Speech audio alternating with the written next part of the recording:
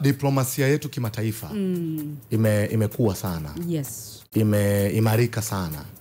Kwa sababu ushindi huu wa Profesa Janabi ni kielelezo tosha kwamba Tanzania kwenye diplomasia ya kimataifa tunasikilizika, tunaheshimika na watu wanatuelewa. Kwa sababu si kitu rahisi. Kumbuka huu ni ushindi wa back to back. Yes, kabisa. Kwenye jukwaa moja. Haiwezi ikawa kitu kidogo. Mara ya kwanza wakati marehemu Dr. Faustin Ndugulile anashinda, watu wengi hatukuwa na taarifa ya namna ambavyo mchakato ulifanyika na ushindi ulivyopatikana. Yes. Wengi tulikuja kustuka tu kwamba ametangazwa baada ya ushindi kupatikana, ndio wengi tulifahamu. Lakini nakumbuka kwenye msiba wa Dr.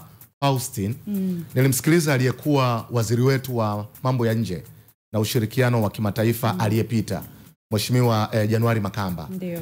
Alieleza vitu vingi sana nchi ilivyosimama nyuma ya Dr. Faustin na kwenda kutupatia ushindi.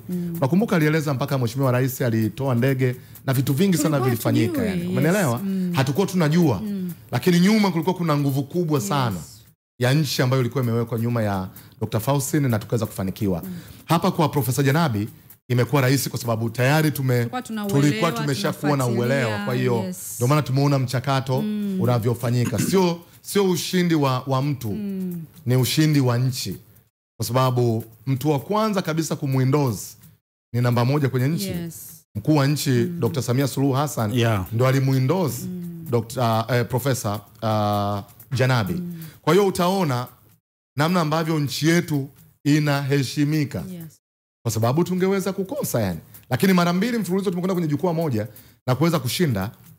Kuna namna tumesogea kwenye diplomasia ya kimataifa. Na kwa namna ambavyo Mheshimiwa Rais amewekeza hapo ulipozungumza Oscar, waziri wa mambo ya nje Mohamed Kombo ameweza kumpongeza Mheshimiwa Rais kwa nguvu ambayo ameiweka na hatimaye kaleta matokeo mazuri ya Profesa Janabi kushinda nafasi hiyo. Jana na leo. Jana na leo.